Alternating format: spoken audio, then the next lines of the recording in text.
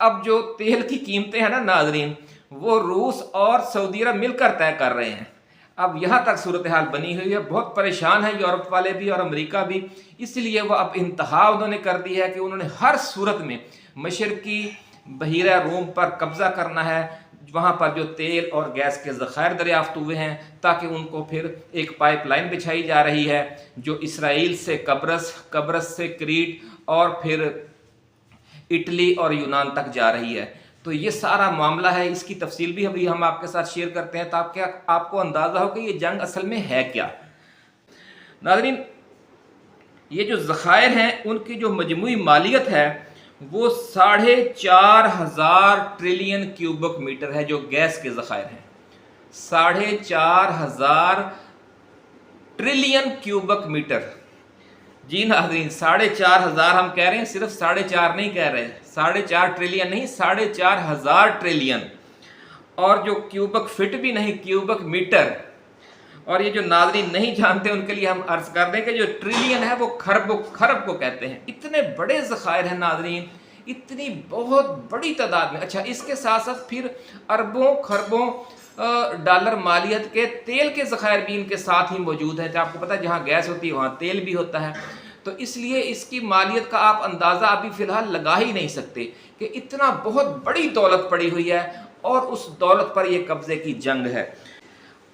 Main stream media आपको ये नहीं बताएगा नाज़रीन, क्योंकि उनके मफादात हुकूमतों से वाबस्ता हैं और हुकूमतों पर पाबंदी है कि वो सच ना बोलें और ना किसी को बोलने दें। नाज़रीन, 850 ट्रिलियन क्यूबिक मीटर गैस के ज़खायर मिस्र के साहिलों के सामने हैं। जी जनाब, 850 ट्रिलियन क्यूबिक मीटर गैस के ज़खायर मिस्र के साहिलों के सामने हैं। 750 ट्रिलियन क्यूबिक मीटर गैस गज़ा और इसराइल के साहिलों के सामने हैं। दरियाफ्त हो चुके हैं ये सारे, हम उनकी बात कर रहे हैं। जो अभी दरियाफ्त नहीं हुए वो पता नहीं कितनी कीमती दौलत होगी मज़ीद। 200 ट्रिलियन क्यूबिक मीटर गैस लबनान के साहिलों के सामने है, मशरकी बहीरा रूम में। और 200 ट्रिलियन क्यूबिक मीटर ही गैस शाम के साहिलों के सामने है। 300 ट्रिलियन क्यूबिक मीटर गैस तुर्की के साहिलों के सामने है। 500 ट्रिलियन क्यूबिक मीटर गैस कब्रस के साहिलों के सामने है। और 1600 ट्रिलियन क्यूबिक मीटर गैस शुमाली बहीरा रूम के बैनुल अक़वामी पानियों में है, जिसकी मिल्कियत पर तुर्की, शाम, यूनान और कब्रस के दरमियान और क्रीट के दरमियान जो एक जजीरा नुमा है उनके दरमियान झगड़ा चल रहा है। इस सारे एरिए में नाज़रीन ये अरबों खरबों रुपए मालियत का अरबों खरबों डॉलर की मालियत का तेल भी मौजूद है। इसराइल समेत यहाँ कुछ ममालिक ने तेल और गैस निकालना शुरू कर रखा है पिछले 10-15 सालों से, लेकिन ये ज़्यादातर ज़खायर जो हैं ये पिछले 20-25 सालों के अंदर ही दरियाफ्त हुए हैं। ये पुराने ज़खायर नहीं हैं, लेकिन जो इनके हवाले से एक्सप्लोरेशन है वो पिछले 10-15 सालों में शुरू हुई है और कुछ गैस और तेल निकल रहा है और यूरोप में जा रहा है। नाज़रीन, ये जो 750 ट्रिलियन क्यूबिक मीटर गैस के ज़खायर इसराइल और गज़ा के साहिलों के सामने हैं, उनका बड़ा हिस्सा या तो गज़ा के सामने है या फिर जनूबी लबनान के साहिल के करीब जो इसराइल का इलाका है, शुमाली इसराइल जिसे आप कह सकते हैं, वहाँ पर मौजूद है। यही वजह है कि इसराइल मुसलसल बमबारी और हमले करके इन इलाक़ों से फ़लस्तीनियों और लबनानियों का इनखला चाहता है। और पिछले 15-20 वर्षों के दौरान आपको याद होगा, बल्कि इससे भी पहले साबरा और शतीला के कैंपों पर इसी तरह की बमबारी की गई थी जिस तरह आजकल गज़ा में है, जो जनूबी लबनान में थे, ताकि वो इसराइल की कोशिश थी कि वो जनूबी लबनान को भी हड़प कर ले और इसराइल में जम कर ले। और उसकी वजह यही तेल और गैस के ज़खायर हैं जो उस सरहद के बिल्कुल सामने हैं जहाँ पर सरहद जनूबी लबनान की और इसराइल की मिलती है। वहाँ तक तो वो आपको पता है कि फिर हिजबुल्लाह ने हिम्मत की और ईरान ने उसका साथ दिया और बहुत कुर्बानियाँ दी उन्होंने। पहले फ़लस्तीनी अल-फतह लड़ती रही, लेकिन उनको तो इन्होंने काबू कर लिया था इसराइल वालों ने, लेकिन फिर हिजबुल्लाह ने हिम्मत की और जनूबी लबनान को आज़ाद करवा लिया। वहाँ से मायूस होकर अब आखिरी सहारा उनका यही था कि अब वो गज़ा के सामने जो ज़खायर हैं उन पर कब्ज़ा करें और उनकी एक्सप्लोरेशन शुरू करें, जो हमास उन्हें करने नहीं दे रही थी। नाज़रीन, गज़ा के साहिल के सामने जो ज़खायर हैं ना, वो इतने ज़्यादा हैं कि वो भी कई ट्रिलियंस डॉलर के हैं, और उनमें जो दो है ज़ख़ीरे हैं गज़ा के, जनूबी गज़ा के सामने हैं, वो थोड़ा हटकर है जो गज़ा सिटी के सामने है, लेकिन जो शुमाली गज़ा है वो बिल्कुल एक ज़ख़ीरा ऐसा है कि जो बिल्कुल साहिल के ऊपर है, उसका कुछ हिस्सा खुश्की पर है और बाकी सारा समुंदर के अंदर है। तो इसलिए उस इलाके में एक्सप्लोरेशन करने के लिए अब ये इतने बड़े पैमाने पर इसराइल वो गज़ा सिटी को भी खाली करवाना चाहते हैं, और जो पूरा गज़ा की पट्टी का शुमाली हिस्सा है उसको भी खाली करवाना चाहते हैं। उन सब जो 10-15 लाख जो गज़ा के अब फ़लस्तीनी अवाम हैं उनको भेड़ बकरियों की तरह हाँक कर या तो जनूबी गज़ा में नए पनाह गज़ीन कैंप बनाकर वहाँ रखना चाहते हैं, या फिर जो अमरीकी बहरी तैयारा बरदार बहरी बेड़े आए हुए हैं उनके ज़रिए उन्हें दूसरे मुल्कों में मुंतकिल करेंगे, या फिर एक मंसूबा ये है कि जो सहराए सीना जो जनूबी गज़ा के साथ लगता है मिस्र का, वहाँ पर नई खैमा बस्तियाँ और ये बस्तियाँ तमीर की जाएँ और इन सबको वहाँ मुंतकिल कर दिया जाए। ये इलाका चूँकि खाली हो जाएगा तो फिर ये तेल और गैस के जो तमाम ज़खायर हैं उनकी एक्सप्लोरेशन का ये हेडक्वार्टर बनेगा। ये सारा मामला है नाज़रीन। ये जो वहशियाना बमबारी कर रहे हैं, बाद में ये बेशक बहाने बनाए, ये जानबूझकर लोगों को निशाना बना रहे हैं। इतने बड़े पैमाने पर ये कत्ल वार इसलिए कर रहे हैं ताकि खौफ व हरास फैले और लोग निकल जाएं। और इसीलिए आप देखें कि सिर्फ 2-3 दिनों के अंदर 10 लाख यानी 11 लाख गज़ा सिटी की आबादी है, और इतनी तेज़ी से इनखला हुआ है कि इंसानी तारीख में इतना तेज़ रफ्तार इनखला नहीं हुआ। 10 लाख लोग गज़ा सिटी छोड़कर बाहर निकल गए हैं और सिर्फ 1 लाख बचे हुए थे। और आपने देखा कि ये जो गज़ा के अस्पताल पर, फिर उन्होंने अस्पताल को भी नहीं छोड़ा ताकि ये बिल्कुल सुनसान हो जाए, वहाँ कोई शख्स ना रहे, बल्कि ज़राए का ये कहना है कि गज़ा को सिविल आबादी से मुकम्मल तौर पर खाली करवाकर और अस्पतालों तक को खाली करवाकर मंसूबा ये है कि इसराइली फ़ौज को अंदर दाखिल ना होना पड़े। तो फिर ये जो non nuclear mini atom bomb America ने सप्लाई की हैं, जिनमें से एक गिराया गया है, फिर इन बमों की बारिश करके इसको बिल्कुल तहस नहस कर दिया जाए ताकि वहाँ पर जो 30,000 हमास के जो जंगजू हैं उन्हें बाहर निकलने का मौका ही ना मिले। ये नाज़रीन इतना खौफनाक खेल खेलने की तैयारी हो रही है। इसीलिए आलम इस्लाम ने एक प्लेटफॉर्म पर इकट्ठे होने का फ़ैसला किया है, क्योंकि वो समझ गए हैं कि इनके अज़ाइम कितने खौफनाक हैं। नाज़रीन, एक मंसूबा इस दुनिया की बड़ी बड़ी ताकतें बनाती हैं और एक मंसूबा मालिक कायनात अल्लाह रब्बुल इज़्ज़त का होता है।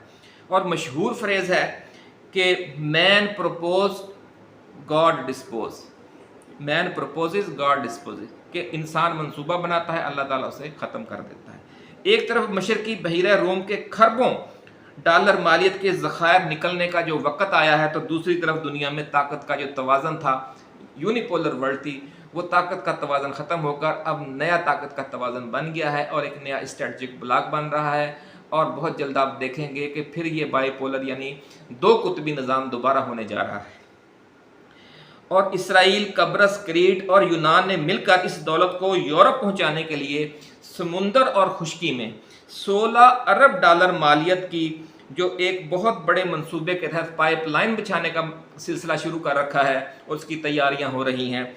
उसके बारे में ये बताया जा रहा है कि ये जो पाइपलाइन है इसके ज़रिए 10 अरब क्यूबिक मीटर गैस हर साल यूरोप में ट्रांसफ़र की जाएगी इस इलाके से। और ये जो इसकी पाइपलाइन की लंबाई है वो 1900 किलोमीटर होगी, यानी ये इसराइल से शुरू होगी, फिर ये क्रीट तक जाएगी, कब्रस, क्रीट और यूनान और इटली, और फिर उससे आगे जाएगी। यानी आधी ये पाइपलाइन समुंदर के अंदर बिछाई जाएगी और जो आधी है वो खुश्की पर होगी। ये नाज़रीन सूरत हाल है।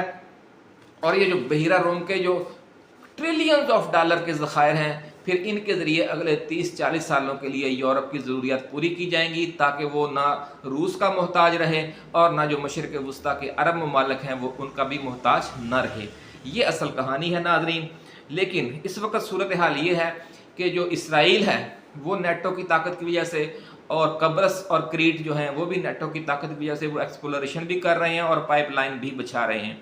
लेकिन जब तुर्की वाले और शाम वाले वहाँ पर जाके अपने इलाके में करना चाहते हैं तो उन्हें ज़बरदस्ती वहाँ से रोक दिया जाता है। इस सारे खेल में नाज़रीन ये जो मशरकी बहीरा रोम का जो ये ट्रिलियंस ऑफ डॉलर का माल गनीमत पड़ा हुआ है, उस पर कब्ज़े के लिए जो सारा खेल है وہ اس وقت تک مکمل نہیں ہوتا جب یہ 4-5 ایسے اہم پوائنٹس ہیں ان پر کسی ایک طاقت کا غلبہ نہیں ہو جاتا۔ وہ ویڈیو کے آخر میں اب ہم آپ کو وہ بتائیں گے تو پھر آپ کو یہ سارا کھیل سمجھ آ جائے گا کہ وہ کون سے علاقے ہیں۔ ان میں ناظرین جو 5 پوائنٹس ہیں ان میں سب سے جو شمال میں پہلا پوائنٹ ہے وہ مغربی کردستان کا علاقہ ہے، جہاں پر آپ کو پتہ ہے کہ کئی سالوں سے لڑائی جاری ہے، پراکسی وار جاری ہے اور امریکہ ان کی سپورٹ کر رہا ہے۔ اس کے بعد جو دوسرا پوائنٹ ہے وہ شام کا شہر حلب اور اس کا جو مغربی ساحلی علاقہ ہے وہ ہے۔ اور آپ کو پتہ ہے کہ شام میں جو امریکہ نے داعش کھڑی کر کے وہاں پر ایک پراکسی وار شروع کی تھی اور خود امریکی فوج کا بھی وہاں پر اڈا ہے، اور اسرائیل نے بھی وہاں پر بہت تباہی اور بربادی کی بشار الاسد کی حکومت ختم کرنے کے لیے۔ تو یہ دوسرا اہم پوائنٹ ہے جو مشرقی بحیرہ روم کی اس دولت پر قبضے کے لیے ضروری ہے۔ تیسرا پوائنٹ ناظرین جنوبی لبنان ہے، اور آپ کو پتہ ہے کہ صابرہ اور شتیلہ کے کیمپوں پر جو قیامت برپا کی گئی تھی اس وقت سے لے کر اور پھر جو حزب اللہ کے ساتھ جنگیں ہوئی ہیں اس کے بعد اور اب تک یہ معاملہ وہاں پر چل رہا ہے، یہاں پر بھی اسرائیل قبضہ کرنا چاہتا تھا۔ یہ تیسرا اہم پوائنٹ ہے۔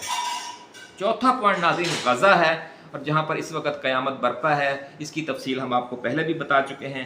اور پانچواں پوائنٹ جو ہے وہ نیل کا ساحل یعنی شمالی مصر ہے۔ تو ناظرین اب آپ کو کردستان، شام، جنوبی لبنان اور غزہ میں پچھلی کئی دہائیوں سے جاری پراکسی وار اور داعش کے قیام کی اصل حقیقت، اصل سائنس سمجھ آ گئی ہوگی۔ امریکہ، یورپ اور اسرائیل مسلمانوں کے ان علاقوں میں مسلسل خون کی ہولی کھیل کر اور مصر میں اخوان المسلمون کی جمہوری حکومت کا فوج کے ذریعے تختہ الٹوا کر یہ سارا کھیل کھیل رہے ہیں۔ اور جو عبد الفتاح السیسی کا مارشل لا لگا اسی لیے، حالانکہ وہ بظاہر جمہوری قوتیں ہیں، جمہوری ممالک ہیں، انہوں نے مارشل لا کی حمایت کر رہے ہیں اس لیے کہ بہت بڑے پیمانے پر مصر کے ساحل کے سامنے 8,500 ٹریلین کیوبک میٹر ذخائر ہیں ناظرین۔ اور عوام کے جو منتخب لیڈر تھے محمد مرسی اور ان کے ساتھی ہزاروں لوگوں کو پھانسیاں دے کر اور سزائے موت دے کر جو مصر پر انہوں نے اپنا قبضہ مکمل کروایا ہوا ہے، اپنی جو پرو ویسٹ گورنمنٹ ہے جو محمد مرسی کی وہ مسلط کی ہوئی ہے۔ لیکن اب ذرائع کا یہ کہنا ہے کہ حالات اتنے خراب ہو رہے ہیں کہ محمد جو عبد الفتاح السیسی ہیں وہ بھی پریشان ہیں کہ کیا میں اب پرو امریکن اپنی پالیسی جاری رکھوں یا جو یہ اسلامی ممالک کا اور چین اور روس کا نیا اسٹریٹجک بلاک بن رہا ہے اسے جوائن کر لوں، کیونکہ وہ تنہا رہ کر تو عرب میں زندہ نہیں رہ سکتے، کیونکہ سوڈان بھی اسی گروپ میں شامل ہے جس میں سعودی عرب شامل ہے، اور جو یمن ہے اور جو دوسرے ممالک ہیں اور جو دوسری پراکسیز ہیں ان میں سے زیادہ تر کا تعلق یا ایران سے ہے اور یا روس سے ہے۔ اس لیے مصر کو بھی بہت سے خدشات لاحق ہیں، اور یہ بھی ہو سکتا ہے کہ مصر میں بھی کسی وقت کوئی معاملہ یا خانہ جنگی شروع ہو جائے۔ اس لیے صورتحال پورے خطے کی بڑی تیزی کے ساتھ بدل رہی ہے۔ ناظرین جو مصر کی مشرق وسطیٰ کی 3 بڑی طاقتیں ہیں ترکی، ایران اور سعودی عرب، ان کا ایک پیج پر آ جانا اور امریکی صدر کے اردن کے دورے کے دوران جو 5 ملکی سربراہ اجلاس ہے جس طرح ہم نے آپ کو پہلے بتایا اس کا کینسل کر دیا جانا، یہ سارے جو اشارے ہیں وہ اسی طرف جا رہے ہیں کہ اس بار جو مغرب ہے اور امریکہ ہے اور اسرائیل ہے اور انڈیا ہے ان کو بڑا سخت مزاحمت کا سامنا ہوگا۔ ایک انٹرنیشنل لیول پہ ایک جوابی سمجھ لیں کہ ایک جوابی عالمی قوت تشکیل پا رہی ہے اللہ کے فضل و کرم سے۔ اس کی جو ہم تفصیل ہے وہ ہم اب چونکہ ویڈیو بہت لمبی ہو گئی ہے، یہ جو جوابی ایک قوت اسٹریٹجک بلاک بن رہا ہے اس کی ساری تفصیل اور اس کی حکمت عملی اب کیا بن رہی ہے اور اس حوالے سے کیا چل رہا ہے اندر کھاتے، یہ ساری تفصیل اب ہم آپ کے ساتھ اگلی ویڈیو میں شیئر کریں گے، اور یہ بھی بتائیں گے کہ چین، روس، ترکی، ایران، عراق، شام، سعودی عرب، متحدہ عرب امارات، قطر اور افغانستان سمیت خطے میں جو یہ نیا اسٹریٹجک بلاک تشکیل پا رہا ہے اس کی وجہ سے پاکستان اور بھارت کی سیاست میں کیا بڑی بڑی تبدیلیاں آ رہی ہیں آنے والے چند مہینوں یا 1-2 سالوں کے دوران، یہ بھی کل اب ہم آپ کے ساتھ شیئر کریں گے۔ اور جو اسرائیل حماس جنگ پھیلنے سے تیل اور گیس کی قیمتیں خاص طور پر یورپ میں آسمان سے باتیں کرنے لگ جائیں گی، اور جو مہنگائی کی ایک نئی لہر آئے گی۔ ہمارے ہاں تو مہنگائی ہے ہی، لیکن جو اس دفعہ یورپ میں مہنگائی آئے گی اس کی بھی ہم کچھ تفصیل آپ کے ساتھ شیئر کریں گے، اور جو دنیا اس کی وجہ سے تیسری عالمی جنگ کا کیوں شکار ہو سکتی ہے یہ بھی اہم معاملہ ہے، اس پر بھی بات کریں گے۔ اس وقت تک کے لیے اجازت دیجیے، اللہ حافظ۔ پاکستان زندہ باد۔